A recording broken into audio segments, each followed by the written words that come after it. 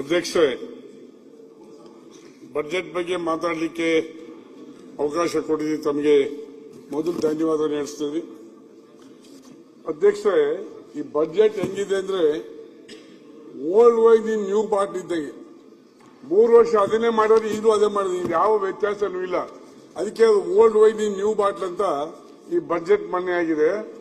ಇದರಲ್ಲಿ ಕೇವಲ 3 ವರ್ಷದಲ್ಲಿ ಸರ್ವಕಾಲಿಕೂ ಯಾವುದೇ ಕಾಲಕ್ಕೆ ಇಷ್ಟೊಂದು ಸಾಲ ಆಗಿಲ್ಲ. ಅಷ್ಟೊಂದು ಸಾಲವನ್ನ ಕೊಟ್ಟಿರುವಂತಹ ದಾಖಲೆ ಸನ್ಮಾನ್ಯ ಮುಖ್ಯಮಂತ್ರಿ ಸಂದರ್ಭದಲ್ಲಿ ಹೇಳಕ್ ಬಯಸ್ತಾ, ಏನು ಕಳೆದ ಬಾರಿ 25-26ನೇ ಸಾಲಿನಲ್ಲಿ 4,09,00,000 ಬಜೆಟ್ ಅನ್ನ ಮಂಡನೆ ಮಾಡಿದ್ರು. ಖರ್ಚಾಗಿದ್ದಷ್ಟು ಫೆಬ್ರವರಿ 28ರವರೆಗೆ ಕೇವಲ 68% ಮಾತ್ರ ಖರ್ಚಾಗಿದೆ. ಮತ್ತೆ ಡೆವಲಪ್ಮೆಂಟ್ ಎಲ್ಲ ಆಗ್ತದೆ. ಡೆವಲಪ್ಮೆಂಟ್ ಕೇವಲ ಮರೀಚಿಗೆನ ಹೊರತು ಇದು ಡೆವಲಪ್ಮೆಂಟ್ ಮಾಡಲಿಕ್ಕೆ ಸಾಧ್ಯ ಇಲ್ಲ. ಇದು ವಿತ್ತೀಯ ಕೊರತೆ 97,449 ಕೋಟಿ ಆಗಿದೆ. ಹಾಗಾಗಿ ಇವತ್ತು ಡಿಫಿಸಿಟ್ ಬಜೆಟ್ ಆಗಿದೆ. ಹಾಗಾಗಿ ಸುಮಾರು 8,24,000 ಸಾಲ ತಗೊಳ್ಳಿಕ್ಕೆ ಒಂದು ಅವಕಾಶ ಮಾಡ್ಕೊಂಡಿದ್ದಾರೆ. ಬಹಳ ಬುದ್ಧಿವಂತಿದ್ದ. ಯಾಕೆಂದ್ರೆ ಈ 4,48,000 ಬಜೆಟ್ ಬಂಡೆ ಮಾಡೋದ್ರಿಂದ ಆರ್ಥಿಕ ಶಿಸ್ತನ್ನ ಮೀರೋದಿಲ್ಲ ಅಂತ ಹೇಳಿ ಜಾಣ್ಮೆಯನ್ನು ತೋರಿಸಿದ್ದಾರೆ ಮಾನ್ಯ ಮುಖ್ಯಮಂತ್ರಿಗಳು. ಸಾಲ ಮಾಡಕ್ಕೆ ಅವಕಾಶ ಮಾಡ್ಕೊಂಡಿದ್ದಾರೆ ಹೊರತು ಇದರಲ್ಲಿ ಯಾವ ಸಾಧನೆಯೂ ಆಗೋದಿಲ್ಲ. ಇವತ್ತೇನಾಗಿದೆ, 52,000 ಕೋಟಿ ನಾವು ಗ್ಯಾರಂಟಿ ಕೊಡ್ತೀವಿ. ಸಂತೋಷ, ಬಹಳ ಖುಷಿ, ಕೊಡ್ಲಿ ನಮ್ಮ ರೈತಾಪಿ ಜನಕ್ಕೆ. ಆದ್ರೆ ನೀವು ಕಟ್ಟ ಸಾಲ ಎಷ್ಟು? 53,332 ಕೋಟಿ ಕೊಡ್ತೀರಿ. ಹಳ್ಳಿ ಗಾದೆ ಇದೆ ಗೊತ್ತಾ ಸ್ವಾಮಿ, ಸಾಲ ಮಾಡಿ ತುಪ್ಪ ತಿನ್ನು ಅಂತ. ನೀವು ಸಾಲ ಮಾಡಿ ಬಡ್ಡಿ ಕಟ್ಟಿ ಗ್ಯಾರಂಟಿ ಕೊಡೋದಾದ್ರೆ ಏನ್ ಸಾಧನೆ ಆಗ್ತದೆ? ಆ ಬಡ್ಡಿ ಅವ್ರ ಮೇಲೆ ಹೋಗ್ತದೆ. ಸಾಲ ತಲಾ 1,27,00,000 ರೂಪಾಯಿ ಬರ್ತದೆ. ಕುರಿಕಾಯಿ ಹಾಕಿಲೋ ದನಕಾಯಿ ಹಾಕಿ ಅವ್ರು ಏನ್ ಗೊತ್ತಿದ್ದಪ್ಪ, 1,10,000 ನೋಡಿರಕ್ಕಿಲ್ಲ. ನೀವು ಸಿದ್ದರಾಮಯ್ಯನವರು 1,27,000 ಅವ್ರು ಸುಮಾರು ಹಾಕಿದ್ದಾರೆ. ಇದು ಬಹಳ ಸಂದಿಗ್ಧ ಸ್ಥಿತಿ ಇದ್ದ ಸಂದರ್ಭದಲ್ಲಿ ಹೇಳ್ತಾರೆ. ಮಾನ್ಯ ಸಿದ್ದರಾಮಯ್ಯನವರು ಸಮಾಜವಾದ ಪಾರ್ಟಿಯಿಂದ ಬೆಳೆದು ಬಂದವರು. ಆದ್ರೆ ಇತ್ತೀಚೆಗೆ ಯಾಕೋ ತುಂಬಾ ತಾರತಮ್ಯ ಮಾಡ್ತಾರೆ. ಕಾಂಗ್ರೆಸ್ನವರಿಗೆ 50 ಕೋಟಿ, ನಮ್ಗೆ 25 ಕೋಟಿ. ನಾವೇನ್ ಶಾಸಕರು ಮಾಡಿದ ಜನ ಯಾತಕ್ಕೆ ನಾವು GST ಕಟ್ಟಲ್ವಾ? ನಾವೇನ್ ಟ್ಯಾಕ್ಸ್ ಕಟ್ಟೋದಿಲ್ವಾ? ಯಾಕೆ ಈ ತಾರತಮ್ಯ? ನಮ್ಮ ಶಿವಲಿಂಗೇಗೌಡರು ಬಹಳಷ್ಟು ಕೇಂದ್ರ ಸರ್ಕಾರಕ್ಕೆ ಬಟ್ ಮಾಡಿ ಹೇಳಿದ್ದಾರೆ. ಅದು ನಾನು ಒಪ್ತೀನಿ, ನಮಗೆ ಬರಬೇಕು ನಮ್ಮ ರಾಜ್ಯಕ್ಕೆ, ಅದ್ರ ಬಗ್ಗೆ ಒಪ್ತೀನಿ. ನೀವೇನ್ ಮಾಡ್ತಾ ಇದ್ದೀರಿ? ನೀವು ಅದೇ ತಾನೇ ಮಾಡ್ತಾ ಇರೋದು. ಕಾಂಗ್ರೆಸ್ 50, ನಮ್ಗೆ 25. ಹಂಗಾರೆ ಬಿಜೆಪಿಯವ್ರದು ದರದೆಲ್ಲ ಟ್ಯಾಕ್ಸ್ ಎಲ್ಲ GST ತಗೊಳಕ್ ಹೋಗ್ಬೇಡಿ, ಒಂದು ಆದೇಶ ಮಾಡ್ಬಿಡಿ. ಅದನ್ನ ಬಿಟ್ಟು ಈ ರೀತಿ ಮಾಡೋದು ಬಹುಶಃ ತಾರತಮ್ಯ ಅಂತ ನಾನಾದ್ರೂ ಭಾವಿಸ್ತೇನೆ. ಲೋಕೋಪಯೋಗಿ ಇಲಾಖೆಗೆ 10,000 ಕೋಟಿ ಕೊಟ್ಟಿದ್ದೀರಿ. ಖರ್ಚಾಗಿರೋದು ಕೇವಲ 7,000 ಕೋಟಿ. ಇನ್ನು ಬಹುಶಃ 3,000 ಕೋಟಿ ಪೆಂಡಿಂಗ್ ಇದೆ. ಎಲ್ಲೇ ನೋಡಿ ಇವತ್ತು 10,735 ಕೋಟಿ ಬಜೆಟ್ ಅಲ್ಲಿ ಕೊಟ್ಟಿದ್ದಾರೆ ಅಧ್ಯಕ್ಷರೇ. ಖರ್ಚು ಮಾಡಿದ ಕೇವಲ 7 ಕೋಟಿ ಅಂದ್ರೆ 7,000 ಕೋಟಿ. ಇನ್ನು 70% ಖರ್ಚಾಯ್ತು ಅಷ್ಟೇ. ಇನ್ನೂ 30% PW ಖರ್ಚಾಗಿಲ್ಲ. ಬಸ್ಗಳಿವೆ, ರಸ್ತೆಯಲ್ಲೇ ಇಲ್ಲ ಓಡಾಡಕ್ಕೆ. ಅಧ್ಯಕ್ಷರೇ, ಬಸ್ಗಳಿವೆ, ರಸ್ತೆಯಲ್ಲಿ ಇಲ್ಲ ಓಡಾಡಕ್ಕೆ. ಹಳ್ಳ ಗುಂಡಿ ಬಿದ್ದಿವೆ. ಈ 3,000 ಕೋಟಿ ಮಣಿಗೆ ಏನ್ ಮಾಡ್ತೀರಿ? ಅದಕ್ಕೆ ನಾನು ತಮ್ಮ ಮೂಲಕ ಒತ್ತಾಯ ಮಾಡ್ತೀನಿ ಸರ್ಕಾರಕ್ಕೆ, ಏನು ಈ 3,000 ಕೋಟಿ ಉಳಿದಿರೋ ದುಡ್ಡನ್ನ ಪ್ರತಿ ಕ್ಷೇತ್ರಕ್ಕೆ ಕೊನೆ ಪಕ್ಷ ಈ PW ವ್ಯವಸ್ಥೆ ಮಾಡಲಿಕ್ಕೆ 200 ಕೋಟಿ 200 ಕೋಟಿ ಹಣನ ಬಿಡುಗಡೆ ಮಾಡಿಕೊಡಿ ಅಂತ ಸಮಸ್ತ ನಮ್ಮ MLA ಪರವಾಗಿ ನಾನು ಈ ಸರ್ಕಾರನ ಒತ್ತಾಯ ಮಾಡ್ತೀನಿ ಅಧ್ಯಕ್ಷರೇ. ಅರಣ್ಯ ಇಲಾಖೆ ಏನಿವತ್ತು ಕರ್ನಾಟಕದಲ್ಲಿ ತುಂಬಾ ಅರಣ್ಯ ಇದೆ, ತುಂಬಾ ಸಂತೋಷ. ಆದ್ರೆ ನಿರ್ವಹಣೆ ಸಮರ್ಪಕವಾಗಿ ಆಗ್ತಾ ಇಲ್ಲ. ಬಿಸಿಲಿನ ಬೇಗೆಗೆ ಕಾಡು ಬಿಟ್ಟು ನಾಡಿಗೆ ಬರ್ತವೆ ಪ್ರಾಣಿಗಳು.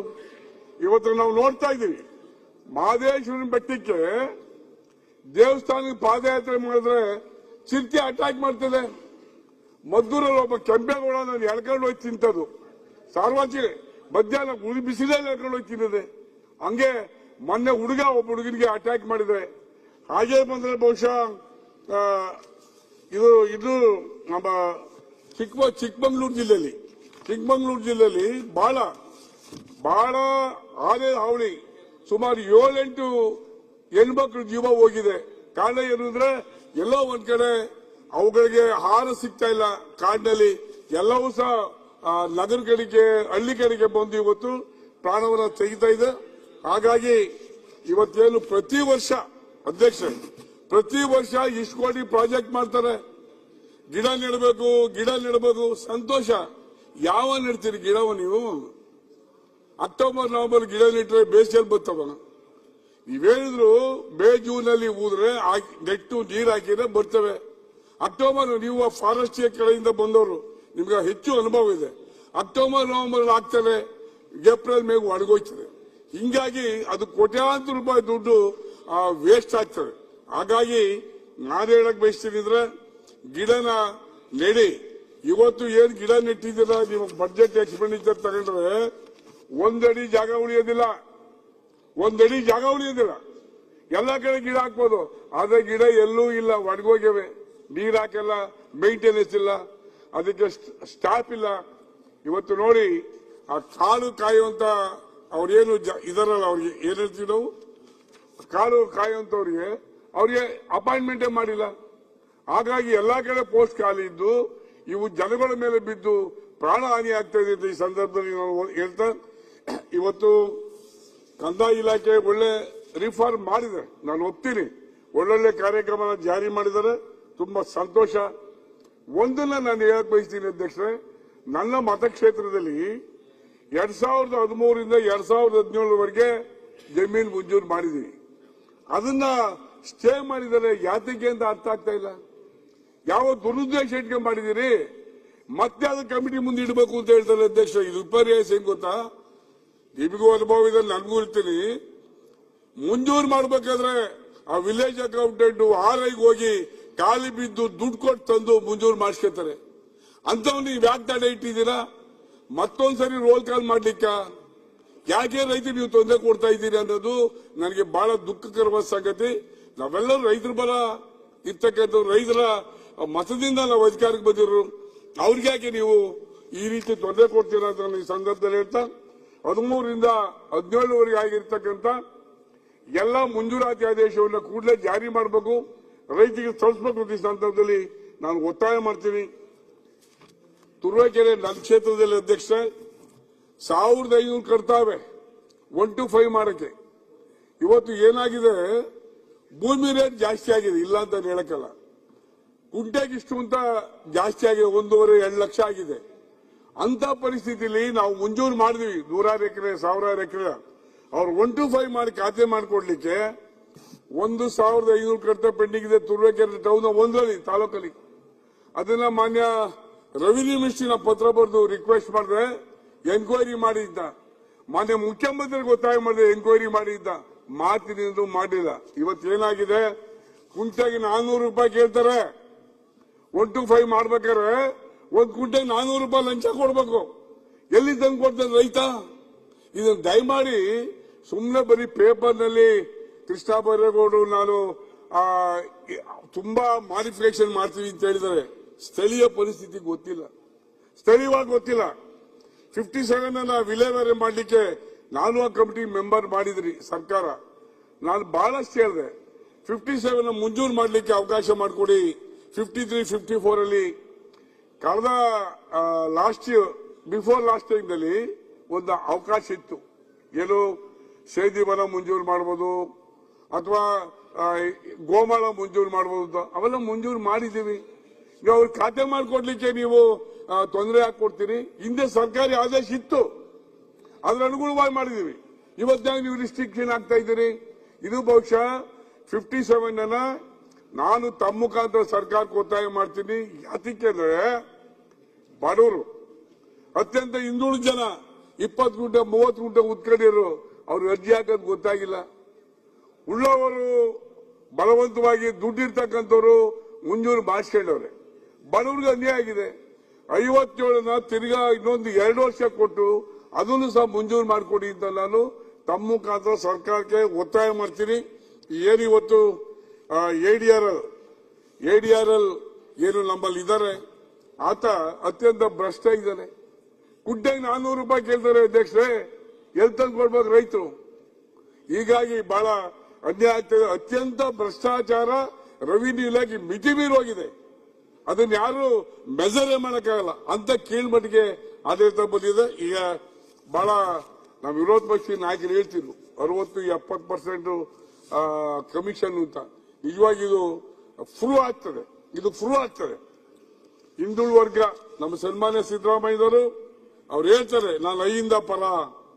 ಸ್ವಾಗತ, ನಾವೇನು ಇಲ್ಲದಿದೀವ ಹಿಂದುಳಿದ ವರ್ಗದ ಪರ. ಆದ್ರೂ ಸಹ ಒಂದನ್ನ ಹೇಳ್ತೀನಿ ಅಧ್ಯಕ್ಷರೇ, ಏನು ನಿಗಮ ಮಂಡಳಿಗಳು ಇದೆಯಲ್ಲ, ನಿಗಮ ಮಂಡಳಿ ಮಾಡುವ ಉದ್ದೇಶ ಏನು? ಆಯಾ ಸಮಾಜದ ಜನತೆಗೆ ಅನುಕೂಲ ಆಗಲಿ ಅಂತೇಳಿ ನಿಗಮ ಮಂಡಳಿ ಮಾಡಿದ್ದಾರೆ. ಆದ್ರೆ ಉಪಯೋಗ ಇಲ್ಲ. ನೋಡಿ, ಈ ದೇವರಾಜರ್ಸು 190 ಕೋಟಿ ರೂಪಾಯಿ ಹಣ ಬಜೆಟ್ ಶಾಂಕ್ಷನ್ ಮಾಡಿದ್ದಾರೆ. ಕೊಟ್ಟಿದ್ದು ಕೇವಲ 50 ಕೋಟಿ.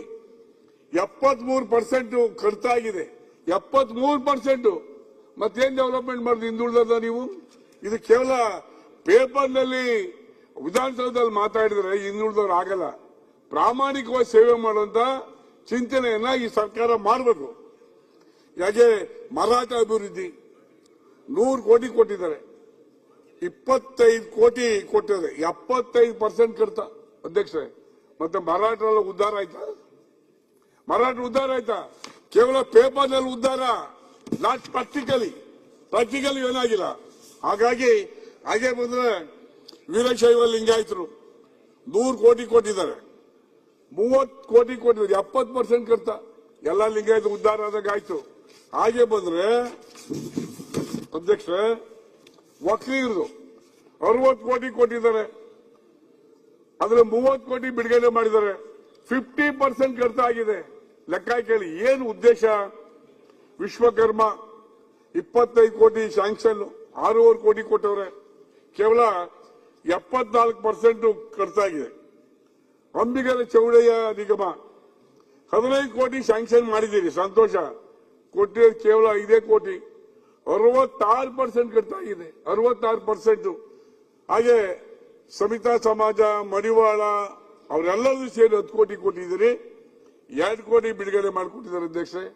10 ಕೋಟಿ 2 ಕೋಟಿ ಲೆಕ್ಕ ಕೇಳಿ, 80% ಖರ್ಚಾಗಿದೆ. ಹಾಗೆ ಅಲೆಮಾರಿ ಅಭಿವೃದ್ಧಿ ಮಾಡಿದ್ದಾರೆ, 100 ಕೋಟಿ ಕೊಟ್ಟಿದ್ದಾರೆ, ಇಟ್ಟಿದ್ದಾರೆ. ಆದ್ರೆ ಬಿಡುಗಡೆ ಆಗಿರೋದು ಕೇವಲ 2.5 ಕೋಟಿ, 2.5 ಕೋಟಿ, 75% ಖರ್ಚಾಗಿದೆ. ಯಾತಿಗೆ ಅಂದ್ರೆ ಇದೆಲ್ಲ ಹಿಂದುಳಿದರ ಉದ್ಧಾರ ಆದ್ರ? ಕೇವಲ ಪೇಪರ್ನಲ್ಲಿ ಉದ್ಧಾರ ಆಗಿದೆ ಹೊರತು ಪ್ರಾಕ್ಟಿಕಲ್ ಆಗಿ ಆಗಿಲ್ಲ ಅಧ್ಯಕ್ಷರೇ. ಹಾಗಾಗಿ ಕೇವಲ ಸನ್ಮಾನ್ಯ ಮುಖ್ಯಮಂತ್ರಿಗಳು ಹೈಯಿಂದ ಮುಖ್ಯಮಂತ್ರಿ ಹೇಳ್ಕೊತಾರೆ, ಸಾಧ್ಯವಾದಷ್ಟು ಕೊನೆ ಪಕ್ಷ ಆ ಸಂಬಂಧಪಟ್ಟ ಸೆಕ್ರೆಟರಿಗಳನ್ನ, ಸಂಬಂಧಪಟ್ಟ ಸಚಿವರನ್ನ ಕರೆದು ಚರ್ಚೆ ಮಾಡಿ ಹಣ ಖರ್ಚು ಮಾಡಿ ಅಂತ ಹೇಳೋದು ಸಾಮರ್ಥ್ಯ ಮುಖ್ಯಮಂತ್ರಿಗಳಿಗೆ ಇಲ್ವಾ? ಇಲ್ಲಿಗೆ ಡೆವಲಪ್ಮೆಂಟ್ ಮಾಡೋ ಚಿಂತನೆ ಇಲ್ವಾ? ಕೇವಲ ಡೆವಲಪ್ಮೆಂಟ್ ಈ ರಾಜ್ಯದಲ್ಲಿ ಸತತವಾಗಿ 3 ವರ್ಷದಿಂದ ಮರೀಚಿಕೆ ಆಗಿದೆ, ಯಾವುದೇ ಡೆವಲಪ್ಮೆಂಟ್ ಆಗಿಲ್ಲ ಅಧ್ಯಕ್ಷರೇ. ದಯಮಾಡಿ ಅರ್ಥ ಮಾಡ್ಕೊಳ್ಳಿ.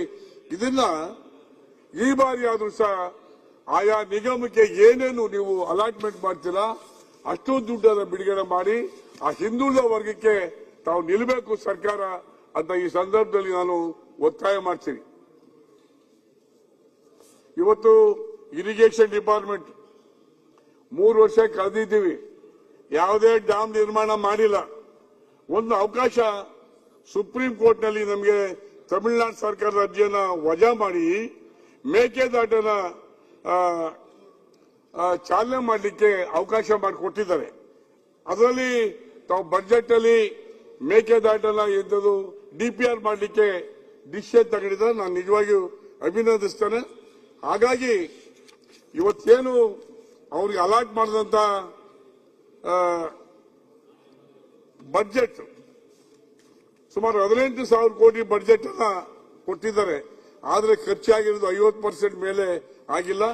ಹಾಗಾಗಿ ದಯಮಾಡಿ ತಮಗೆ ಬಂದಿರತಕ್ಕಂತ ಬಜೆಟ್ ಅನ್ನ ಎಲ್ಲರಿಗೂ ಸಹ ಖರ್ಚು ಮಾಡಬೇಕು ಅಂತಕ್ಕಂಥ ಡೆವಲಪ್ಮೆಂಟ್ ವರ್ಕ್ ಎಲ್ಲ ಮಾಡಬೇಕು, ಪೊಟೆನ್ಶಿಯಲ್ ವರ್ಕ್ ಮಾಡಬೇಕು. ಜೊತೆಗೆ ಅಸೆಟ್ ಅನ್ನು ಕ್ರಿಯೇಟ್ ಮಾಡಬೇಕು ಅಂತ ಈ ಸಂದರ್ಭದಲ್ಲಿ ನಾನು ಸರ್ಕಾರಕ್ಕೆ ಒತ್ತಾಯ ಮಾಡ್ತೀನಿ. ಇವತ್ತು ಮುಖ್ಯ ಯೋಜನೆ ಅದು ಆ ಚಾಲನೆ ಆದ್ರೆ ಬಹುಶಃ ಸುಮಾರು 65-70 TMC ನೀರು ಬರ್ತದೆ. ಅದರಿಂದ ಚನ್ನಪಟ್ಟಣ, ರಾಮನಗರ, ಕನಕಪುರ, ಮಾಗಡಿ ಜೊತೆಗೆ ಏನು ಎತ್ತಿನ ಮೇಲೆ ಕೂಗಾಡ್ತೀವಲ್ಲ, ಬರೀ 8 TMC ನೀರಿಗೆ ಅದು ಬರೋಲ್ಲ. ಕೋಲಾರಕ್ಕೆ, ದೊಡ್ಡಬಳ್ಳಾಪುರಕ್ಕೆ ನೀರು ಕೊಡುವಂತದ್ದು ಮಾಡ್ಬೋದು. ಜೊತೆಗೆ ಬೆಂಗಳೂರು ಪಟ್ಟಣಕ್ಕೆ, ನಗರಕ್ಕೆ 20 TMC ಕುಡಿಯೋ ನೀರು ಕೊಡ್ಲಿಕ್ಕೆ ಎಲ್ಲ ಅವಕಾಶ ಇದೆ. ದಯಮಾಡಿ ಅದನ್ನ ಮೇಕೆದಾಟು ಯೋಜನೆಯನ್ನ ಕೂಡಲೇ ಮಂಜೂರು ಮಾಡಬೇಕು ಅಂತ ಈ ಸಂದರ್ಭದಲ್ಲಿ ನಾನು ಹೇಳ್ತಾ, ಸನ್ಮಾನ್ಯ ಮುಖ್ಯಮಂತ್ರಿಗಳು ಅನೌನ್ಸ್ ಮಾಡಿದ್ರು ಎಲೆಕ್ಷನ್ ನಲ್ಲಿ ಇರಿಗೇಷನ್ ಡಿಪಾರ್ಟ್ಮೆಂಟ್ಗೆ ವರ್ಷಕ್ಕೆ 30 ಕೋಟಿ ಅಂತ 101.5 ಲಕ್ಷ ಕೋಟಿ ಕೊಡ್ತೀವಿ ಅಂತ ಅನೌನ್ಸ್ ಮಾಡಿದ್ರು. ಅದು ಮಾಡಲಿಲ್ಲ. 18,000 ಕೋಟಿನೇ ಖರ್ಚು ಮಾಡಲಿವಲ್ಲ ನೀವು. 18,000 ಕೋಟಿನೇ ಖರ್ಚಾಗಿಲ್ಲ. ಕೇವಲ 18,000 ಕೋಟಿನಲ್ಲಿ 9,796 ಕೋಟಿ ಖರ್ಚಾಗಿದೆ. 50% ಇನ್ನೂ ಉಳಿದಿದೆ. ನಾನೇನು ಮಾನ್ಯ ಉಪಮುಖ್ಯಮಂತ್ರಿ ಹೇಳಕ್ ಬಯಸ್ತೀನಿ, ದಯಮಾಡಿ ಕಾರ್ಯಕ್ರಮ ಕೊಡಿ, ಪೊಟೆನ್ಶಿಯಲ್ ವರ್ಕಿಂಗ್ ಕೊಡಿ, ಚಾನಲ್ ಮಾಡಿಸಿ, ಪಿಕಪ್ ಮಾಡಿಸಿ, ಆ ಭಾಗದಲ್ಲಿ ಹೆಚ್ಚೆಚ್ಚು ಕೆಲಸ ಮಾಡಲಿಕ್ಕೆ ಅನುವು ಮಾಡಿಕೊಡ್ಬೇಕು ಅಂತ ಈ ಸಂದರ್ಭದಲ್ಲಿ ಮಾನ್ಯ ಮುಖ್ಯಮಂತ್ರಿಗೆ, ಉಪಮುಖ್ಯಮಂತ್ರಿ ಈ ಸಂಕ ನಾನು ಒತ್ತಾಯ ಮಾಡ್ತೀನಿ. ಅಧ್ಯಕ್ಷ, ಗ್ರಾಮೀಣಾಭಿವೃದ್ಧಿ ಕಳೆದ ಬಾರಿ 25-26ನೇ ಸಾಲದಲ್ಲಿ 27,732 ಕೋಟಿ ಕೊಟ್ಟಿದ್ರು. ಆದ್ರೆ ಈ ಬಾರಿ 23,214 ಕೋಟಿ, 13% ಅನ್ನ ಈ ಬಾರಿ ಬಜೆಟ್ ನಲ್ಲಿ ಕಡಿಮೆ ಆಗಿದೆ. ಕಾರಣ ನನಗೆ ಅರ್ಥವಾಗ್ತಾ ಇಲ್ಲ. ಡೇ ಬೈ ಡೇ ಜನ ಇಂಪ್ರೂವ್ಮೆಂಟ್ ಬಯಸ್ತಾರೆ ಹೊರತು ಅದನ್ನ ನಿಲ್ಲಿಸಲಿಕ್ಕಾಗಲ್ಲ. ಹಳ್ಳಿನಲ್ಲಿ ಡೆವಲಪ್ಮೆಂಟ್ ಮಾಡ್ಬೇಕಾದ್ರೆ ಹೆಚ್ಚು ಬಜೆಟ್ ಅನ್ನು RDP ಕೊಡಬೇಕು. ಅದರಲ್ಲಿ ಯಾಕೋ ಕೊಡ್ತಾ ಇಲ್ಲ ಅಂತ ಈ ಸಂದರ್ಭದಲ್ಲಿ ಹೇಳಕ್ ಬಯಸ್ತಾ, ಏನಿವತ್ತು 15ನೇ ಹಣಕಾಸಿನ ಬಗ್ಗೆ ಮಾನ್ಯ ಮುಖ್ಯಮಂತ್ರಿಗಳು ಬಹಳಷ್ಟು ವ್ಯಾಖ್ಯಾನ ಮಾಡಿದ್ದಾರೆ. 15ನೇ ಹಣಕಾಸು ಕೊಟ್ಟಿಲ್ಲ ಅಂತಕ್ಕಂಥ ಹೇಳ್ತಾರೆ. ಯಾವಾಗ 15ನೇ ಹಣಕಾಸು ಬರೋದು ಅಧ್ಯಕ್ಷರೇ? ನೀವು ZPTP ಎಲೆಕ್ಷನ್ ಮಾಡಿ ಆಟೋಮೆಟಿಕ್ ಆಗಿ ಬರ್ತದೆ. 3-4 ವರ್ಷದಿಂದ ZPTP ಎಲೆಕ್ಷನ್ ಮಾಡದಿದ್ರೆ ಯಾರು ಕೊಡ್ತಾರೆ ನಿಮ್ಗೆ? ಅದಕ್ಕೆ ಈ ಸರ್ಕಾರ ಹೊಣೆಗಾರಿಕೆನ ಹೊರತು 15ನೇ ಹಣಕಾಸು ಬಂದಿಲ್ಲ ಅಂತ ಆಪಾದನೆ ಮಾಡೋದ್ರಲ್ಲಿ ಯಾವ ಅರ್ಥ ಇಲ್ಲ ಅಂತ ಈ ಸಂದರ್ಭದಲ್ಲಿ ಹೇಳಕ್ ಬಯಸ್ತಾ, 25,600 ಕೋಟಿ ಕೊಟ್ಟಿದ್ದಾರೆ. ಆದ್ರೆ ಖರ್ಚು 13,500 ಕೋಟಿ. RDP ಆದ್ಮೇಲೆ 13,500 ಕೋಟಿ, ಕೇವಲ 51% ಖರ್ಚಾಗಿದೆ. ಮತ್ತೆ ಹಳ್ಳಿಗಳು ಉದ್ಧಾರ ಆದ್ವು ಅಧ್ಯಕ್ಷರೇ? ಹಳ್ಳಿಗಳು ಉದ್ಧಾರ ಆದ್ವಾ? ಇದು ಆಗೋದಿಲ್ಲ. ಇದು ಹೆಚ್ಚೆಚ್ಚು ಹಣನ RDPR ಕೊಡಬೇಕು ಅಂತ ಹೇಳ್ತಾ, ಇವತ್ತೇನು ಯೋಜನೆಯಲ್ಲಿ 7,773 ಕೋಟಿ NREG ಕೊಟ್ಟಿದ್ರು. ಅದು ಖರ್ಚಾಗಿದ್ದು 6,67,000. ಇದು 13% ಕಡಿಮೆ ಆಗಿದೆ. ಹಾಗಾಗಿ ಏನಿವತ್ತು 53% RDPR ಖರ್ಚು ಮಾಡೋದ್ರಿಂದ ಈ ಡೆವಲಪ್ಮೆಂಟ್ಗೆ ಬಹಳ ತೊಂದರೆ ಆಗುತ್ತೆ ಅಂತ ಈ ಸಂದರ್ಭದಲ್ಲಿ ಹೇಳಕ್ ಬಯಸ್ತಾ, ಏನಿವತ್ತು ಸದ್ಯ ಖುಷಿಯಾಗಿದೆ. ಮೊನ್ನೆ ಬಜೆಟ್ ಆದ್ಮೇಲೆ ವಿನಯ್ ಬಜೆಟ್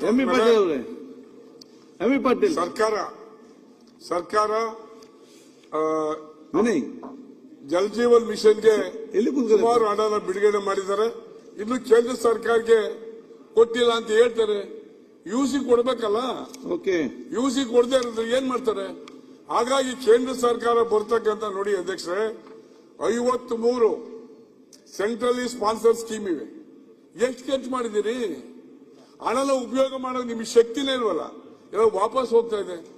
ನಾನು ತಮ್ಮ ಮುಖಾಂತರ ಸರ್ಕಾರಕ್ಕೆ ಒತ್ತಾಯ ಮಾಡೋದು, ಆಲ್ 53 ಏನು ಸೆಂಟ್ರಲಿ ಸ್ಪಾನ್ಸರ್ ಸ್ಕೀಮ್ ಇದೆ ಅದನ್ನ ಸದ್ಬಳಕೆ ಮಾಡ್ಕೊಳ್ಳಿ, ಸದ್ಬಳಕೆ ಮಾಡಿ ಜನಗಳಿಗೆ ಅನುಕೂಲ ಮಾಡಿಕೊಡಿ.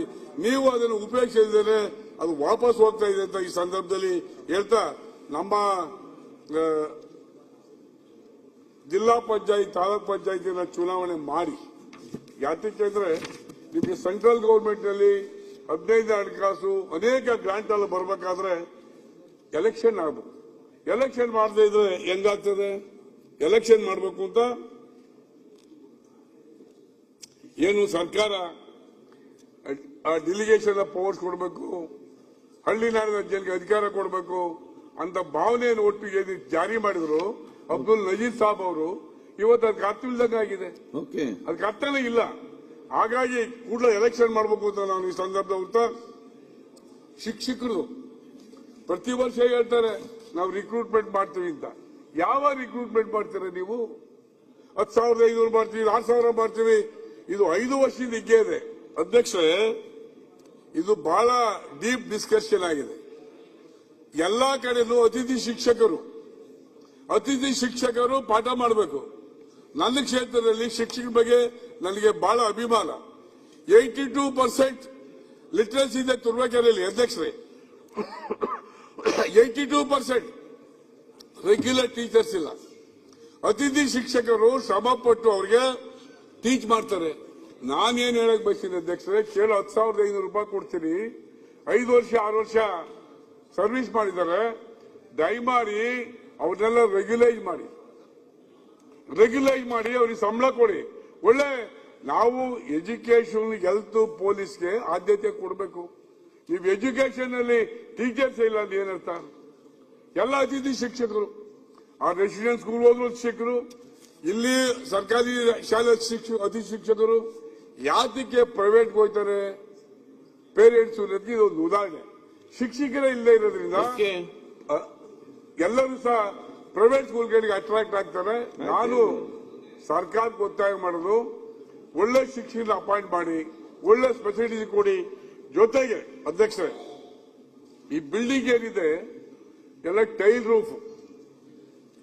ಹಳ್ಳಿ ನಾಡಿನಲ್ಲಿ 50-60 ವರ್ಷ ಹಿಂದೆ ಹೆಂಚಿನ ಮನೆ ಕಟ್ಟಿದ್ದಾರೆ, ಅವೆಲ್ಲ ಬಿದ್ದೋಗ್ತವೆ.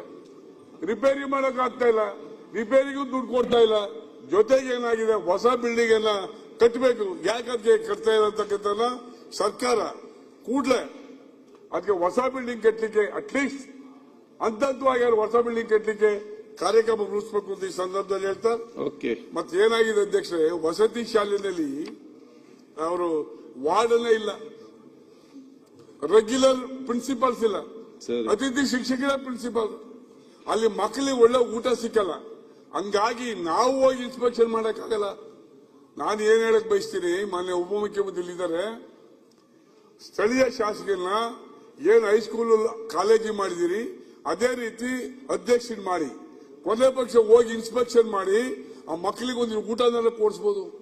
ಇಂಥ ಒಳ್ಳೆ ಸರ್ಕಾರದಿಂದ ಸಾಕಷ್ಟು ಸವಲತ್ತು ಕೊಡ್ತಾರೆ, ಅದು ಸರಿಯಾಗಿ ರೀತಿಯಲ್ಲಿ ಜಾರಿ ಆಗ್ತಾ ಇಲ್ಲ, ಬಳಕೆ ಆಗ್ತಿಲ್ಲ. ಅಧ್ಯಕ್ಷರೇ, ಮಹಿಳಾ ಮತ್ತು ಮಕ್ಕಳ ಶಿಕ್ಷಣ ಇಲಾಖೆ 28,608 ಕೋಟಿ ಬಜೆಟ್ ಕೊಟ್ಟಿದ್ದೀರಿ, ತುಂಬಾ ಸಂತೋಷ. ಇದು ಏನಾಗ್ತದೆ, ನೀವು ಗ್ಯಾರಂಟಿ ಕೊಡ್ತೀರ 2,000 ರೂಪಾಯಿ ವರ್ಷ ತಿಂಗಳ ಕೊಡಲ್ಲ. ಇದು ಚುನಾವಣೆ ಗಿಮಿಕ್ಸ್. ಚುನಾವಣೆ ಬಂದಾಗ 5 ತಿಂಗಳು 6 ತಿಂಗಳು ಕೊಟ್ಬಿಟ್ಟು ವೋಟ್ ತಗೊಳ್ಳೋದು. ಇದು ಪೊಲಿಟಿಕಲ್ ಗಿಮಿಕ್ಸ್ ಆಗಿದೆ ಹೊರತು ಪ್ರಾಮಾಣಿಕವಾಗಿ ಆ ಹೆಣ್ಮಕ್ಳ ಕಷ್ಟಕ್ಕೆ ಸ್ಪಂದಿಸುವಂತ ಸ್ಕೀಮ್ ಆಗಿ ಉಳಿದಿಲ್ಲ. ದಯಮಾಡಿ ಅರ್ಥ ಮಾಡ್ಕೋಬೇಕು. ಪ್ರತಿ ತಿಂಗಳ ಅದನ್ನು ಕೊಡಬೇಕು. 34,000 ಕೋಟಿ ಕೊಟ್ಟಿದ್ದಾರೆ, ಖರ್ಚಾಯ್ತು 20,016 ಕೋಟಿ. ಅಧ್ಯಕ್ಷರೇ, ಅಲ್ಲೂ ಸಹ ಅಪೌಷ್ಟಿಕತೆ ತುಂಬಾ ಇದೆ. ನೋಡಿ, ಕಲಬುರಗಿಯಲ್ಲಿ 6,480 ಮಕ್ಕಳಿಗೆ ಸಾಧಾರಣ ಅಪೌಷ್ಟಿಕತೆ, ತೀವ್ರವಾದ ಅಪೌಷ್ಟಿಕತೆ 380 ಮಕ್ಕಳಿದ್ದಾರೆ. ಸರ್ಕಾರ ಸಾಕಷ್ಟು ದುಡ್ಡು ಕೊಟ್ಟಿದ್ದಾರೆ, ಅದು ಸರಿಯಾಗಿ ಬಳಕೆ ಮಾಡ್ಕೊತಾ ಇಲ್ಲ.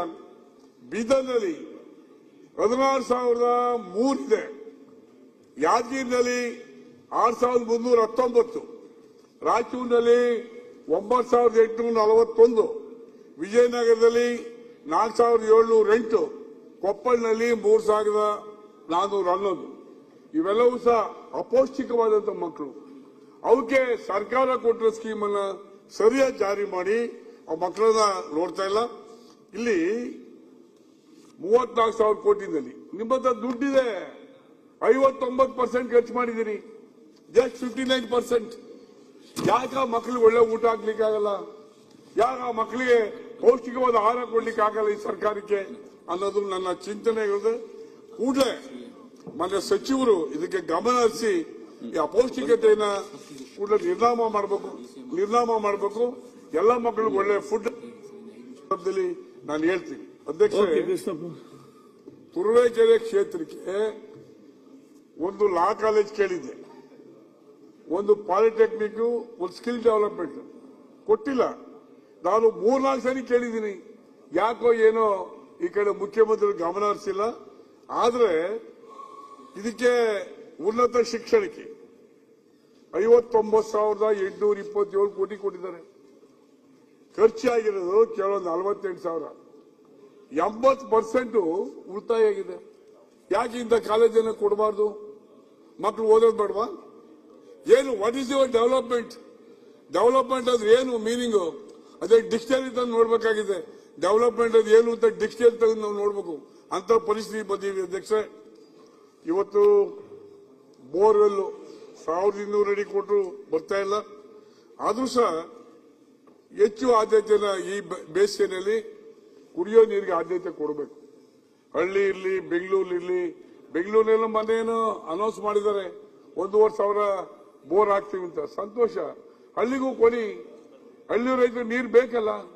ಹಾಗಾಗಿ ಹೆಚ್ಚು ಕುಡಿಯೋ ನೀರಿಗೆ ಹೆಚ್ಚು ಒತ್ತಾಯ ಮಾಡಬೇಕು, ಒತ್ತು ಕೊಡಬೇಕು. ಈ ಸಂದರ್ಭದಲ್ಲಿ ನಾನು ಹೇಳ್ತಾ, ಹಳ್ಳಿಗಳ ಏನಾಗಿದೆ, ಒಳ್ಳೆ ನೀರು ಸಿಗ್ತಾ ಇಲ್ಲ.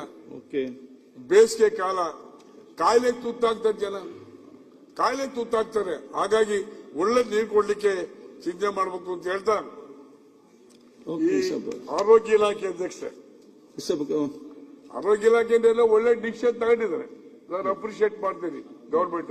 ಕಾರಣ ಏನು ಅಂದ್ರೆ, ಡಾಕ್ಟರ್ ಸ್ಟ್ರೈಕ್ ಹೋಗಬಾರ್ದು, ಆ health department staff, medical staff ಎಲ್ಲ ಸ್ಟ್ರೈಕ್ ಹೋಗಬಾರ್ದು. ಕಾರಣ ಏನಂದ್ರೆ, ಸಿವಿಯರ್ ಡಿಸೀಸ್, ಹಾರ್ಟ್ ಅಟ್ಯಾಕ್ ಇರ್ಬೋದು, ಬ್ರೈನ್ ಹೆಮರೇಜ್ ಇರ್ಬೋದು, ಆಕ್ಸಿಡೆಂಟ್ ಕೇಸ್ ಇರ್ಬೋದು, ಇವೆಲ್ಲವನ್ನು ಪೇಷಂಟ್ಗಳು ಹಾಸ್ಪಿಟಲ್ ಇರ್ತಾರೆ. ಅವ್ರಿಗೆ ಟ್ರೀಟ್ಮೆಂಟ್ ತಪ್ಪಿದ್ರೆ ಅವ್ರ ಜೀವನ ಹಾಳಾಗುತ್ತೆ, ಅವ್ರ ಸಾವಿನ ದವಡೆ ಸೇರ್ತಾರೆ. ಹಾಗಾಗಿ ಅದನ್ನು ದಯಮಾಡಿ ಎಲ್ಲಾ ಸ್ಟಾಫ್ ಅನ್ನ ಫಿಲ್ ಮಾಡಬೇಕು ಅನ್ನೋದು ನನ್ನ ಒತ್ತಾಯ. ಫಿಲ್ ಮಾಡಬೇಕು ಅನ್ನೋದು ಈ ಸಂದರ್ಭದಲ್ಲಿ ಒತ್ತಾಯ ಮಾಡ್ತೀನಿ.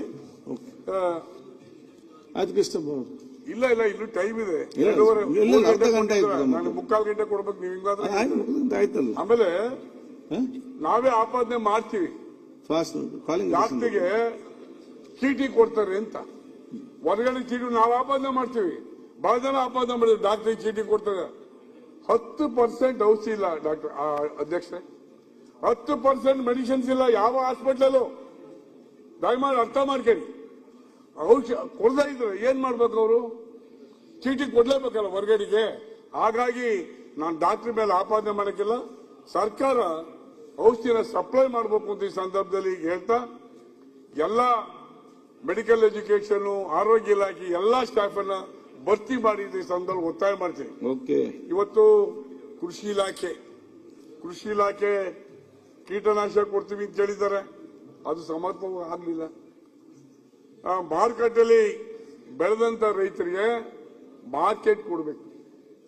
ಮಾರ್ಕೆಟ್ ಕೊಡದಿದ್ರು ರೈತ ಕಂಗಾಲಾಗ್ತಾನೆ, ಒಳ್ಳೆ ಪ್ರೈಸ್ ಸಿಕ್ಕಲ್ಲ. ಇವತ್ತು ಒಂದ್ಸರಿ ಟೊಮಾಟೊ ಮೇಲಕ್ಕೆ ಹೋಗುತ್ತೆ, ಒಂದು ಬೀದಿ ಬಂದು ಬಿಸಾಕ್ತಾರೆ. ಆ ಮಟ್ಟಕ್ಕೆ ಮಾರ್ಕೆಟ್ ಇದೆ. ದಯಮಾಡಿ ಕೋಲ್ಡ್ ಸ್ಟೋರೇಜ್ ಮಾಡುವ ಮುಖಾಂತರ ಅದನ್ನ ಖರೀದಿ ಮಾಡಿ ಒಳ್ಳೆ ಮಾರ್ಕೆಟ್ ಬಂದ್ರೆ ಬೆಲೆ ಕೊಡಬೇಕು. ಅದರಲ್ಲಿ ಎಷ್ಟಾಗಿದೆ? 51 ಕೋಟಿ 51,042 ಕೋಟಿಯನ್ನು ಕೊಟ್ಟಿದ್ದಾರೆ. ಖರ್ಚೆಷ್ಟು ಅಧ್ಯಕ್ಷರೇ? 36,400 ಕೋಟಿ, 70% ಆಗಿಲ್ಲ. ಮತ್ತೇನು ರೈತರಿಗೆ ನಾವು ಕೊಡ್ತೀವಿ? ಸುಮ್ಮನೆ ಪೇಪರ್ ನಲ್ಲಿ ಬಜೆಟ್ ನಲ್ಲಿ ಇದ್ರೆ ಆಗಲ್ಲ. ರೈತರಿಗೆ ಸ್ಪಂದಿಸಬೇಕು. ರಾಜ್ಯದಲ್ಲಿ ನೋಡಿ, 23-24 ಸಾಲಿನಲ್ಲಿ ರೈತರ ಆತ್ಮಹತ್ಯೆ ದಯಮಾಡಿ ಅರ್ಥ ಮಾಡ್ಕೋಬೇಕು. 1,254 ರೈತರು ಆತ್ಮಹತ್ಯೆ ಮಾಡ್ಕೊಂಡಿದ್ದಾರೆ. 24-25ರಲ್ಲಿ 1,078 ಜನ ಆತ್ಮಹತ್ಯೆ ಮಾಡ್ಕೊಂಡಿದ್ದಾರೆ. 25-26 377 ಜನ ಆತ್ಮಹತ್ಯೆ ಮಾಡ್ಕೊಂಡಿದ್ದಾರೆ. ಮತ್ತೆ ಅಗ್ರಿಕಲ್ಚರ್ ಡಿಪಾರ್ಟ್ಮೆಂಟ್ ಸರ್ವಿಸ್ ಏನಾಯ್ತು? ಯಾತಿಗೆ ಆತ್ಮಹತ್ಯೆ ಮಾಡ್ಕೊಂಡಿದ್ದಾರೆ? ಮಾರ್ಕೆಟ್ ಇಲ್ಲದೆ ಸಾಲ ಮಾಡ್ಕೊಂಡು. ಇವತ್ತು 2000 ಕೆಲವು ಜನಕ್ಕೆ ರಿಲೀಫ್ ಕೊಟ್ಟಿದ್ದಾರೆ, ಆದರೆ ಅದರಲ್ಲಿ ಇನ್ನೂ 600 ಜನಕ್ಕೆ ರಿಲೀಫ್ ಕೊಟ್ಟಿಲ್ಲ. 2160 ಕೋಟಿ ರೂಪಾಯಿನ ರೈತರಿಗೆ ಕೊಡದೆ ಗ್ಯಾರಂಟಿಗಳು. ಅದರಲ್ಲಿ ಏನಾಗಿದೆ, ಕಿಸಾನ್ ಸಮ್ಮಾನ್ ಯೋಜನೆಯಲ್ಲಿ ಅಧ್ಯಕ್ಷರೇ ತಲಾ 6,000 ರೂಪಾಯಿ 6,000 ಕೊಡ್ತಾರೆ ವರ್ಷಕ್ಕೆ. ಅದರಲ್ಲಿ 2,160 ಕೋಟಿ ದುಡ್ಡನ್ನ ನೀವು ಗ್ಯಾರಂಟಿ ಬಳಸ್ಕೊಂಡಿದ್ದೀರಿ. ರೈತರ ದುಡ್ಡನ್ನ ನೀವು ರೈತರು ಹೆಂಗಸರಿಗೆ ಕೊಡ್ತೀರಿ, ಇಲ್ಲ ಅಂತ ನಾನು ಹೇಳಕ್ಕಲ್ಲ. ಆದ್ರೆ ರೈತರಿಗೆ ಕೊಡ್ಬೇಕಾದ ನೀವೇ ಗ್ಯಾರಂಟಿ ಬಳಸ್ಕೊತೀರಿ. ಹಳ್ಳಿ ನಾನು ಹೇಳಿದ್ನಲ್ಲ, ಸಾಲ ಮಾಡಿ ತುಪ್ಪ ತಿನ್ನೋ ಕತೆ ಹಾಗಾಗಿದೆ ಕತೆ. 2,160 ಕೋಟಿ ರೂಪಾಯಿ ಇದು ನಮ್ಮ ಕಿಸಾನ್ ಸನ್ಮಾನ್ ಯೋಜನೆಯಿಂದ ನೀವು ಗ್ಯಾರಂಟಿ ಹಾಕೊಂಡಿದ್ರ. ನಿಜವಾಗಿಯೂ ಸರ್ಕಾರ ತಪ್ಪು ನಿರ್ಣಯ ಮಾಡಿದಂತ ಈ ಸಂದರ್ಭದಲ್ಲಿ ನಾನು ಹೇಳಕ್ ಬಯಸ್ತಾ, ಈ ತಲಾ ಹಾಲು ಉತ್ಪಾದಕರಿಗೆ 5,000 ಕೊಡಬೇಕು. ಇವತ್ತಿನವರೆಗೂ ಕೊಟ್ಟಿಲ್ಲ. ಸುಮಾರು 900 ಕೋಟಿ ಹಣನ ರೈತರಿಗೆ ಕೊಡಬೇಕಾಗಿದೆ. ರೈತರಿಗೆ ಕೊಡ್ತಾ ಇಲ್ಲ. ಕೇವಲ ಪ್ರತಿ ದಿವಸ ನಾವು ಕೇಳ್ತೀವಿ ಪೇಪರ್ನಲ್ಲಿ, ಆದ್ರೆ ಯಾವ್ದು ಬಿಡುಗಡೆ ಆಗಿಲ್ಲ ಅಂತ ಈ ಸಂದರ್ಭದಲ್ಲಿ ಹೇಳ್ತಾ, ಅಬ್ಕಾರಿ ಇಲಾಖೆ ಅಧ್ಯಕ್ಷರೇ ಏನಾಗಿದೆ, ಸತತವಾಗಿ 20% ರೈಸ್ ಮಾಡಿದ್ರಿ. 20% ರೈಸ್ ಮಾಡಿ ಇವತ್ತು ಏನಾಗಿದೆ, ಜನ ಎಲ್ಲೋ ಒಂದ್ ಕಡೆ ಯುವಕರೆಲ್ಲ ಡ್ರಗ್ ಅಡಿಕ್ಟ್ ಆಗ್ತಾ ಇದ್ದಾರೆ. ಕಾರಣ ಚೀಪ್ ಸಿಗ್ತಾ ಇದೆ, ಡ್ರಗ್ ಅಡಿಕ್ಟ್ ಚೀಪ್ ಸಿಗ್ತಾ ಇದೆ, ಆ ಕಡೆ ಹೋಗ್ತಾ ಇದ್ದಾರೆ. ಇಂಡೈರೆಕ್ಟ್ಲಿ ಸರ್ಕಾರ ಡ್ರಗ್ಸ್ ಮಾರ್ಕೆಟಿಂಗ್ ದಂಧೆಗೆ ಸಹಕಾರ ನೀಡ್ತಿದ್ದ ಈ ಸಂದರ್ಭದಲ್ಲಿ ನಾನು ಹೇಳಕ್ ಬಯಸ್ತಾನೆ. ಹಾಗೆ ತೋಟಗಾರಿಕೆ ಇಲಾಖೆ ಅಧ್ಯಕ್ಷೆ, ಇದು ಬಹಳ ಜನ ನಮ್ಮ ಶಿವಲಿಂಗೇಗೌಡರು ಹೇಳಿದ್ರು, ನಮ್ಮ ಚಿಪ್ಟೂರು, ತುರುವೇಕೆರೆ, ಗುಬ್ಬಿ, ಅರಸೀಕೆರೆ, ಹಾಸನ ಜಿಲ್ಲೆಯಲ್ಲ ನಾವೆಚ್ಚು ತೆಂಗು ಅಡಿಕೆ ಮೇಲೆ ಡಿಪೆಂಡ್ ಆಗಿದ್ವಿ. ಅಲ್ಲಿ ಎಲೆ ಚುಕ್ಕೆ ರೋಗ, ಹಳದಿ ರೋಗ, ಕಪ್ಪು ತಲೆ ಹುಳ, ಬಿಳಿ ನೊಣಗಳ ಹಾವಳಿಯಿಂದ ಗಿಡ ಎಲ್ಲ ಹಾಳಾಗ್ತದೆ. ಇದ್ರ ಬಗ್ಗೆ ನಾವು ಸಂಬಂಧಪಟ್ಟ ಅಧಿಕಾರಿ ಕೇಳಿದ್ರೆ, ಸರ್ ಔಷಧಿ ಇಲ್ಲ ಅಂತಾರೆ. ನಮ್ಮ ಹಾರ್ಟಿಕಲ್ಚರ್ ಮಿನಿಸ್ಟ್ರು ಯಾವ ಸೆಷನ್ಗೂ ಬರೋಲ್ಲ, ಪುಣ್ಯಾತ್ಮ. ಈ ಕತೆ ಕೇಳೋರು, ನಮ್ ಕತೆ ಕೇಳೋರು ದಯಮಾಡಿ ಅರ್ಥ ಮಾಡ್ಕೋಬೇಕು. ಇವತ್ತು ನಮ್ಮ ರೈತರ ಸಮಸ್ಯೆ ಏನಾಗಿದೆ, ತೆಂಗು ಅಡಿಕೆ ಸಮಸ್ಯೆ ಏನಾಗಿದೆ, ಏನೋ ಅಪರೂಪಕ್ಕೆ ತೆಂಗಿಗೊಂದಿಷ್ಟು ಜ್ಞಾನೇಂದ್ರ ಬೆಲೆ ಬಂದಿದೆ. ಈಗ ರೋಗ ಬೆಳೆಯಲ್ಲಿ ಬರ್ತಾ ಇದೆ. ಹಾಗಾಗಿ ಕೂಡಲೇ ಸಂಬಂಧಪಟ್ಟ ಅಧಿಕಾರಿಗಳು ಸೂಕ್ತ ನಿರ್ದೇಶನ ಕೊಡಬೇಕು. ಒಂದು ರಿಸರ್ಚ್ ಮಾಡಿ ಯಾಕೆ ಕಾಯಿಲೆ ಬರ್ತದೆ, ಎಷ್ಟು ಟ್ರೀಟ್ಮೆಂಟ್ ಕೊಡಬೇಕು ಅಂತ ಅವ್ರು ಹೇಳಕ್ಕಾಗಲ್ಲ ಸರ್ಕಾರ. ಹೀಗಾಗಿ ರೈತ ತುಂಬಾ ಕಂಗಾಲಾಗಿದ್ದಾರೆ. ದಯಮಾಡಿ ಅಧ್ಯಕ್ಷರೇ, ಅದಕ್ಕೆ ಟ್ರೀಟ್ಮೆಂಟ್ ಕೊಡುವಂತ ಕೆಲಸ ಮಾಡಬೇಕು ಅಂತ ಹೇಳ್ತಾ, ಇವತ್ತು 3 ವರ್ಷ ಆಯ್ತು, ಕಂಕ್ಲೂಡ್ ಮಾಡಿ 3 ವರ್ಷ ಆಯ್ತು, ಒಂದ್ ಮನೆ ಕೊಟ್ಟಿಲ್ಲ. 3 ವರ್ಷ ಆಯ್ತು, ಒಂದ್ ಮನೆ ಕೊಟ್ಟಿಲ್ಲ. SC ST ಈಗ ಯಾರಿಗೂ ಸಹ ಮನೆ ಕೊಟ್ಟಿಲ್ಲ. ಹಿಂದುಳಿದವ್ರಿಗೆ ಯಾರಿಗೂ ಮನೆ ಕೊಟ್ಟಿಲ್ಲ. ಮನೆ ಕೊಡ್ತೀವಿ ಅಂತ ಹೇಳ್ತಾರೆ. ಈ ಸರಿ ಏನೋ 2 ಲಕ್ಷ ಮಾಡಿದೀವಿ, 3 ಲಕ್ಷ SC ST ಮಾಡಿದೀವಿ ಅಂತ ಹೇಳಿದ್ದಾರೆ. ಆದ್ರೆ 3 ವರ್ಷ ಮನೆನೇ ಕೊಟ್ಟಿಲ್ಲ. ದಯಮಾಡಿ ಅವ್ರಿಗೆ 15,000 ಕೋಟಿ ಏನೋ 15,000 ಕೋಟಿ ಕೊಟ್ಟಿದ್ದಾರೆ. 8,930 ಕೋಟಿ ಖರ್ಚಾಗಿದೆ. 52% ಮನೆ ಕೊಡಕ್ಕೆ ಏನ್ ಬಂದ ಇವರಿಗೆ ಅಧ್ಯಕ್ಷ, ಏನ್ ಕಷ್ಟ ಆಗಿದೆ. ದಯಮಾಡಿ ಮನೆ ಕೊಡ್ಲಿಕ್ಕೆ ಹೇಳ್ಬೇಕು. ಇವತ್ತು ಸಮಾಜ ಕಲ್ಯಾಣ ಇಲಾಖೆ 3 ವರ್ಷದಿಂದ SC ST ಮಾದೇವಪ್ಪನಿಲ್ಲ, SC ST ಕಾಲೋನಿಗೆ ಹಣ ಬಿಡುಗಡೆನೆ ಮಾಡಿಲ್ಲ. SC ST ಬೋರು ನೋಡಿ, ಈ ಸಾರಿ 25-26 ಒಂದು ಬೋರ್ ಕೊಟ್ಟಿದ್ದಾರೆ ಲೆಫ್ಟ್ ಸಮುದಾಯಕ್ಕೆ. ST ಸಮಾಜಕ್ಕೆ ಒಂದು ಬೋರ್ ಕೊಟ್ಟಿದ್ದಾರೆ. ಮೈನಾರಿಟಿಗೆ ಒಂದು ಸತತವಾಗಿ 3 ವರ್ಷದಿಂದ ನೋಡ್ತೀನಿ, ಒಂದು ಬೋರ್ ಫಿಕ್ಸ್ ಮಾಡಿಲ್ಲ, ಟಾರ್ಗೆಟೇ ಮಾಡಿಲ್ಲ. ಯಾಕೆ ಅವ್ರೇನು ಜೀವನ ಮಾಡೋದು ಬೇಡವಾ? What is your concept? ನೀವ್ ಯಾಕೆ ಈ ಸ್ಕೀಮ್ ಜಾರಿ ಮಾಡಿದಿರಿ ಅದನ್ನ ಹೇಳಿ. ಈ ಸ್ಕೀಮ್ ಜಾರಿ ಆದ್ಮೇಲೆ ಅವ್ರು ತಲುಪಬೇಕ ಬಾರ್ದ? ಈ ಸ್ಕೀಮ್ ಕೇವಲ ನಾಮಕಾವಸ್ಥೆ ಪಟೇಲ್ ಆಗಿದೆ ಪೇಪರ್ನಲ್ಲಿ. ಇದರಿಂದ ಏನು ಉಪಯೋಗ ಇಲ್ಲ. ಮೈನಾರಿಟಿಗೆ ಒಂದು ಬೋರ್ ಕೊಡಕ್ಕೆ ನಮ್ಮ ಕುಮಾರಸ್ವಾಮಿ ಅವರು ಸರ್ಕಾರ ಇದ್ದಾಗ ನಾನು ಇದ್ದೆ. 30-40 ಬೋರ್ ಕೊಡಿವ. ಇವನ್ ಮೈನಾರಿಟಿಗೆ 15-20 ಬೋರ್ ಕೊಡ್ತಿದ್ದವು. ಇವತ್ತು ಒಂದು ಕೊಡಕ್ಕಾಗಿಲ್ಲ. ಸತತವಾಗಿ since 3 years I am observing ಒಂದು ಬೋರು ಬಂದಿಲ್ಲ. ಯಾರು ಪುರುಷಾರ್ಥಕ್ಕೋಸ್ಕರ ಇದು ಇಟ್ಕೊಂಡಿದ್ರ ಅಂತ ನಂಗೆ ಅರ್ಥವಾಗ್ತಿಲ್ಲ ಅಧ್ಯಕ್ಷ.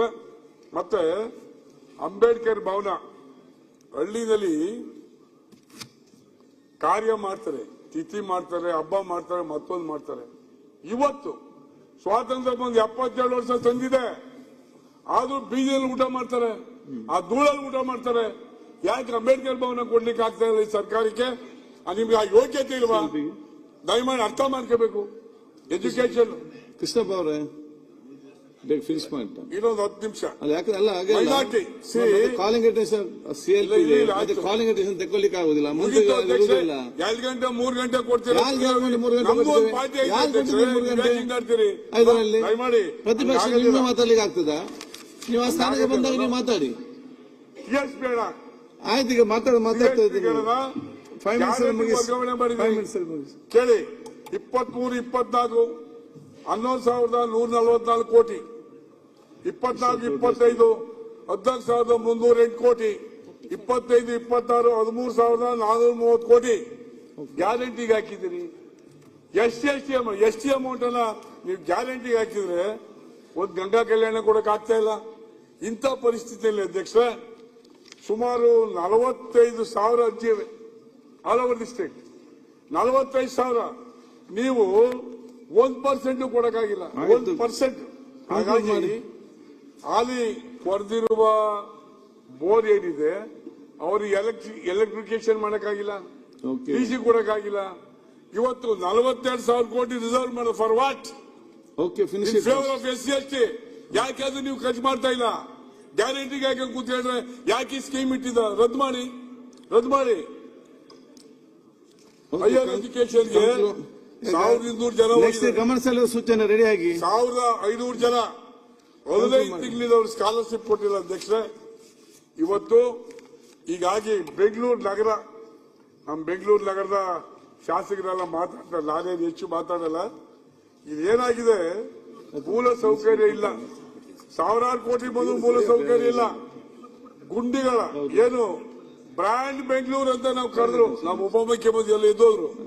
ಬ್ರ್ಯಾಂಡ್ ಬೆಂಗಳೂರು ಅಂತ ಗುಂಡಿಗಳು ಬೆಂಗಳೂರು ಆಗಿ ಕೂತಿದೆ ನೋಡಿ.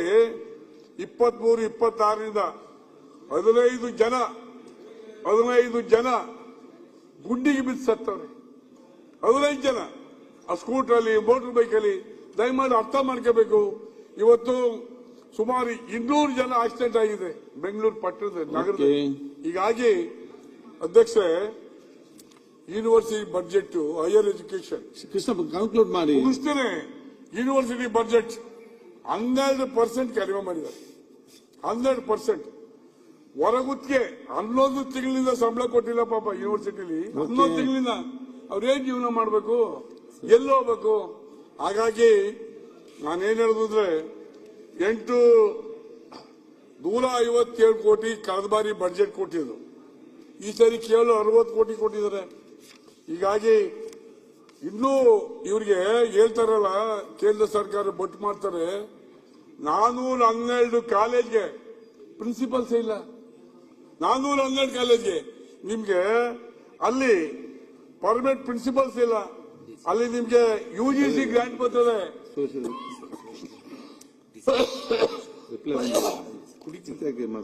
ಮಾತಾಡ್ತೀನಿ ಮಾತಾಡೋದು. UGC ಗ್ರಾಂಟ್ ಅಧ್ಯಕ್ಷರ ಕೇಂದ್ರ ಸರ್ಕಾರದ ಹಣನ ಬಳಸ್ಕೊಳ್ಳಿಕ್ಕೆ ಇವ್ರಿಗೆ ಬರಲ್ಲ. 412 ಜನ ಪರ್ಮನೆಂಟ್ ಪ್ರಿನ್ಸಿಪಾಲ್ ಅಪಾಯಿಂಟ್ ಮಾಡಿದ್ರೆ UGC ಫಂಡ್. UGC ಫಂಡ್ ಅನ್ನ ಬಳಸ್ಕೊಳ್ಳಕ್ ಬರ್ದಲ್ಲ. ಕೇವಲ ಕೇಂದ್ರ ಸರ್ಕಾರ ನಿಮಗೆ ಕೊಟ್ಟಿರೋ ಪ್ರಿವಿಲೇಜ್ ಅನ್ನ ಬಳಸ್ಕೊಳ್ಳಿ ಸ್ವಾಮಿ. ಅದೇ ನಿಮಗೆ ಬರ್ತಾ ಇಲ್ವಲ್ಲ. ಹಾಗಾಗಿ ಕನ್ಕ್ಲೂಡ್ ಮಾಡಿ. ಈಗ ಆಯ್ತು ಮಾಡೋಣ. ನೀವು ನಮ್ಮ ಪರ ಇಲ್ಲ, ಕಾಂಗ್ರೆಸ್ ಪರನೇ ಇರ್ತೀರಿ. 2 ಗಂಟೆ 3 ಗಂಟೆ ಕೊಡ್ತೀರಾ. ನಮ್ದು ಒಂದು ಪಾರ್ಟಿ ಇದೆ ಅಧ್ಯಕ್ಷರೇ. ನಾವು 18-20 ಜನ MLAಗಳು ಇದ್ದೀವಿ. ಇವಾಗ ನಮಗೆ ಟೈಮ್ ಕೊಡ್ತಾ ಇಲ್ಲ. ದಯಮಾಡಿ ಅರ್ಥ ಮಾಡ್ಕೋಬೇಕು. ನಾವು ಸಹ ಚರ್ಚೆಯಲ್ಲಿ ಭಾಗವಹಿಸಬೇಕಲ್ಲ. ಇಲ್ಲ ಅಂದ್ರೆ ಕಳ್ಸಿಬಿಡಿ ನಮ್ಮನ್ನು, ನೀವ್ ಹೆಂಗಾರ ಮಾಡ್ಕೊಳ್ಳಿ. ನಮಸ್ಕಾರ. Thank you.